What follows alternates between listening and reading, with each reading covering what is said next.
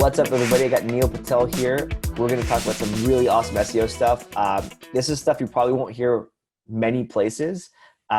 It's going to be on the biggest impact on SEO.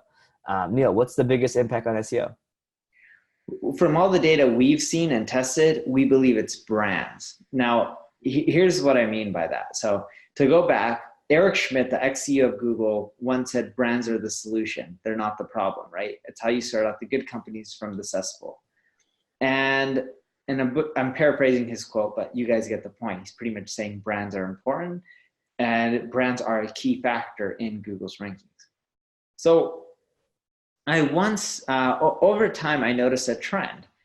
More and more people were typing in my domain name into Google. So my domain name is neilpatel.com for one of my sites. More people were typing in my name, Neil Patel, SEO, Neil Patel tools, Neil Patel Ubersuggest, Neil Patel content marketing, etc. Variations of my name.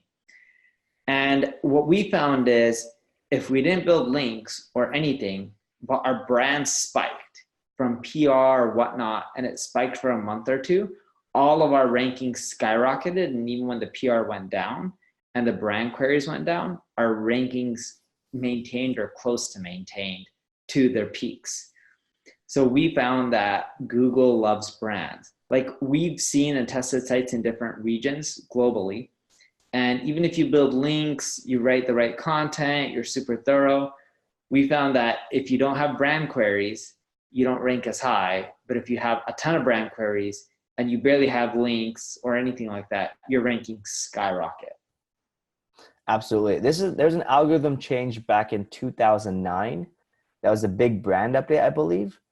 And since then, bigger brands have been getting a benefit. Now, bigger brands, it doesn't necessarily mean you have to be a bigger company, right? Yeah, you don't have to be a Nike or Wikipedia. You just have to be a big brand for the keywords you're trying to rank for. And you don't have to be the biggest brand. You just have to be somewhat of a brand. Like my brand queries suck compared to Nike. I get roughly 100,000 visitors a month from people Googling Neil Patel, even though my domain name is neilpatel.com. But yeah, I still rank well. And so does Nike, but Nike probably gets 100,000 queries every single minute. Yeah, right. Well, that's also B2C versus B2B, right? So, Yeah. but yeah, compared to Nike, you completely shit the bed. That's for sure. But compared to other folks in the digital marketing, I'm sure it's the other way around. But so I guess so brand queries, big impact on SEO. You've told me this for years. This is not a new thing. So what's surprising is why haven't more people done this, right? Yeah, and you're doing a good job of it. You do YouTube, you're on social media, you blog, you speak at conferences, you build a brand. Yeah, and you can do that whether it's personal or whether it's corporate. And just look at how much business you got because of brand. Not only do you have rankings and good traffic to your site, but it also helps generate business as well. And you can do that for a corporate brand and again, a personal brand, but very few people spend time and energy into it. Yeah, I think it's one of the things I've seen you over the last probably 15 years or so continue to invest in.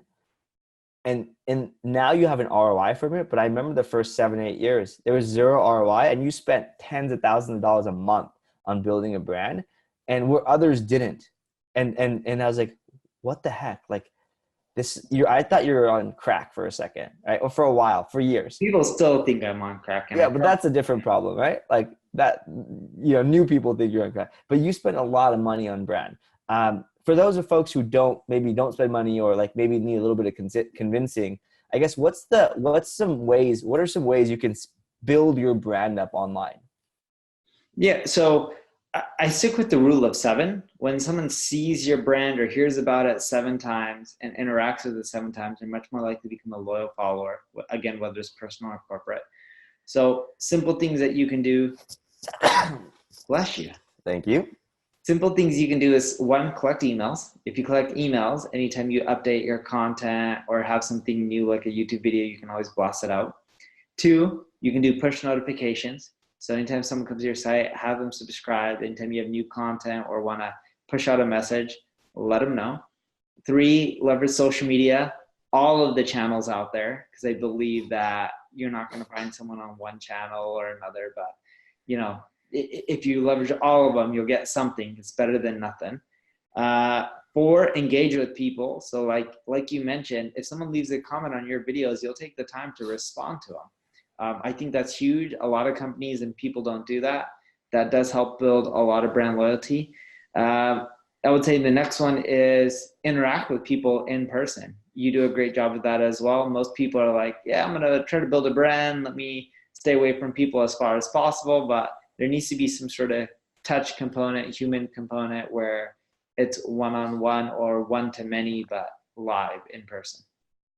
Yeah, absolutely. I think the couple of things, the comments, I think helps you build connections with your readers. I think you've probably, Quick Sprout, Neil Patel has more comments than probably any other digital marketing site, every other digital marketing site combined, right? Like somehow you've We have a engaged. lot. You have a lot of comments. I've tried to repeat that on my site, and I can tell you it doesn't happen overnight. No. You have to be consistent. It happens very slowly. And the later you start, like when you started back in like, I would say what, like 05, 06, people were more engaging at that point, and they continued to engage with your site. You start later, they don't engage as much. Yeah, they don't gaze as much. It's harder. Even now, I notice we get less comments than we used to. But in general, when I look at my comment count right now, we clean out all the spam. We're at 106,000 comments. Holy crap. That's a lot of comments, right? A lot of, What's the average per blog post? Like 10 to 20? I think it's in the, well, I'll tell you right now. So 106, and I have, let's see, 106, 447 divided by 5420, 19.6 comments per blog post. Wow. Nice. That's awesome. I have an average of 1 comment per blog post. You got to start somewhere, right? That's right. Yeah.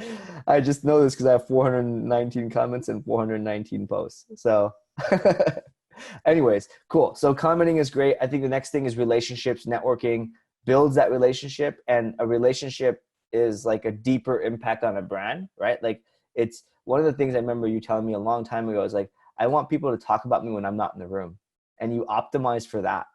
I don't know what the heck you're doing. If they say good or bad thing. Right. You just want to be top of mind, because then when someone wants to pay you, hopefully they'll think about you over anyone else. Right. And even, they think that there's in psychology, especially for like attracting a mate, hate and love are very close to each other. It's still an emotional reaction. So like you can turn that around. I don't know enough about that. I've been married for 11 years and I haven't had to like date and stuff for a long time. So, but there is a correlation on that front of like the pissing somebody off or somebody hating you is very close to someone loving you, just in a different side of their brain or a different part of their brain. I'm gonna look into that. Yeah, I should look it up. There's I got it. I think I got it from the book *Sapiens*, or like it kind of refreshed my mind on. So that's a good book to kind of learn about human beings and the evolution of them. But yeah, I love the fact that you're building brand multiple ways. You do a lot of YouTube, you do Instagram, you've been blogging for years in multiple places. What's your favorite way to build a brand, or building brand queries specifically? Release free tools. I found that beats everything. Hell yeah. That is a great thing. Like look at Ubersuggest. Dude, that thing just crushes it from a search volume.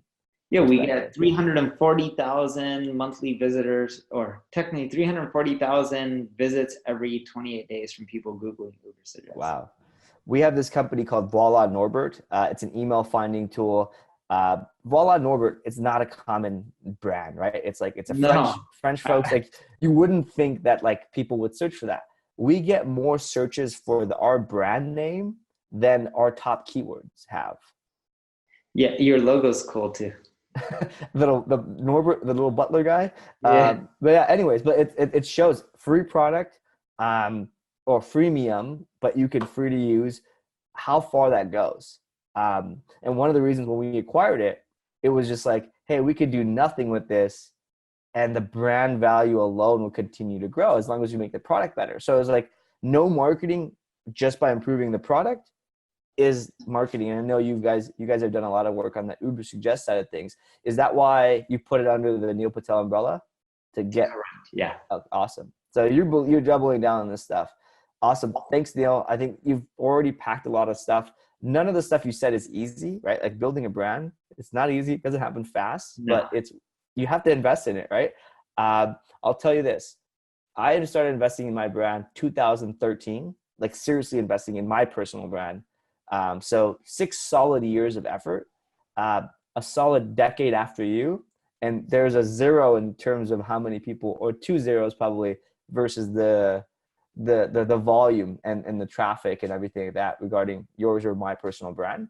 And I'm sure there's a lot of other stuff in between, but always Yours starting will earlier. skyrocket though. As you wait, you do another 3, 4, 5 years, it starts growing at a much faster pace. Right. Yeah. It's a snowball effect, right? Over time. Yep. Yeah. So don't start later. Start now, because channels will change. Like the stuff that would work today won't work in 5 years. So start now. You get that. Awesome. Thanks, Neil. Where can people find you? Where do you want people to go? neilpatel.com. Awesome. Super simple. If you don't know how to get to it, Google his name so you can help him with his brand query.